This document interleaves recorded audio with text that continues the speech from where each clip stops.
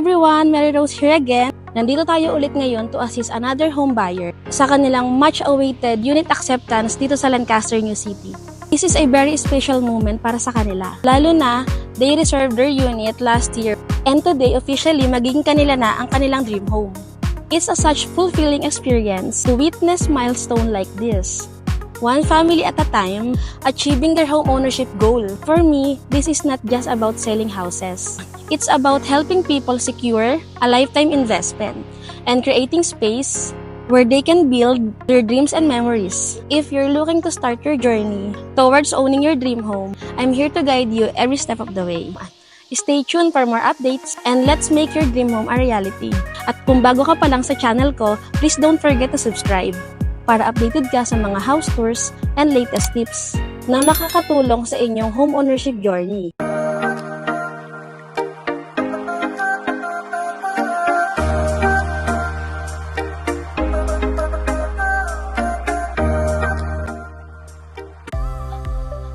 So guys, ito yung community ni Woodcrest Tree. So as you can see, may mga naka-move in na rin po tayo ng mga homeowners. May mga nakapagpa-improve na rin po. So, yung inspection natin today is yung sa OFW buyer ko. Ito po yung nakuha niyang unit. Ayan. So, inner unit po yung nakuha ni buyer. Ang maganda naman sa unit na ito is, ito yung bestseller ng Lancaster, New City. Actually, nag-sold out na to. Pero may mga limited units lang po na open. So, kung interested kayo na humabol at makapag-avail ng TEA, message nyo lang ako para ma-assist ko kayo. So, balik tayo sa unit ni buyer. Ito yung actual turnover. So, ito yung garage niya. Yung lot area nito is 50 square meters.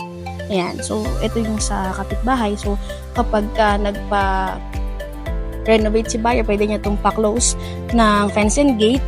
And then, sa features naman ng TEA, meron tayong 3 bedrooms. 2 sa taas, isa sa ground floor. And then, 2 toilet and bath na rin to. Meron na rin sa ground floor and sa second floor. So, ayan, meron tayong mini balcony. Papakita ko sa inyo later kung ano yung mga possible na gawin sa TEA unit kapag i-modify na siya or renovate na. Kung mas papagandahin nyo pa in the future. Ayan. So, ito, from entrance gate, yung unit ni buyer, napakalapit lang. And then, ito, isa sa neighbor niya na may mga buyer na rin ako dito na nag-turnover and then nakapagpa-renovate na rin. So, napakasarap sa feeling kasi makikita mo yung dating gusto lang magkaroon ng sariling bahay, ngayon nakapagpagawa na ng ayan yun, or nakapagpa-improve na.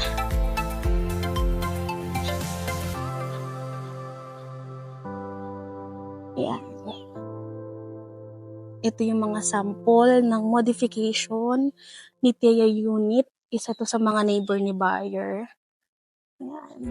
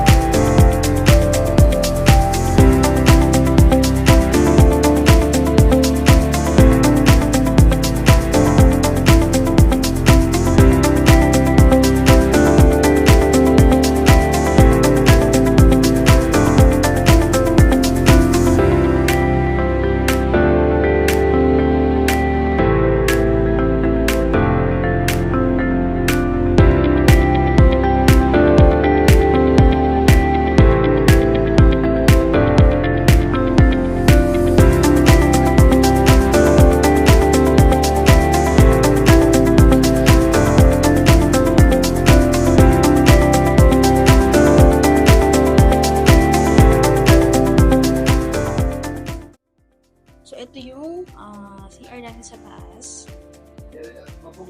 Upon turnover, meron na tayo guys na shower, lavatory, then naka-tiles na rin siya. So, it depends sa buyer kung gusto nilang papalitan to ng mas prefer nila na design. Ito naman yung second bedroom. So, napakalaki.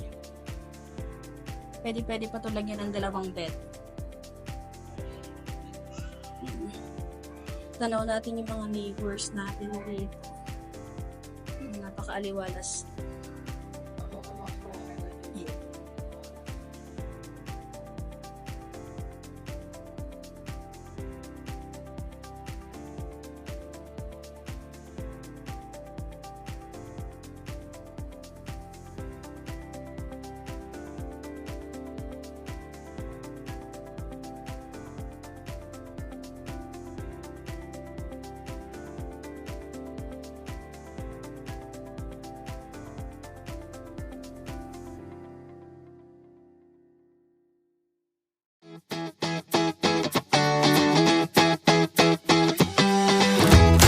At kung isa ka sa mga na-inspire at gusto na magkaroon ng sariling bahay para sa iyong pamilya, huwag kang mag-atubiling mag-message.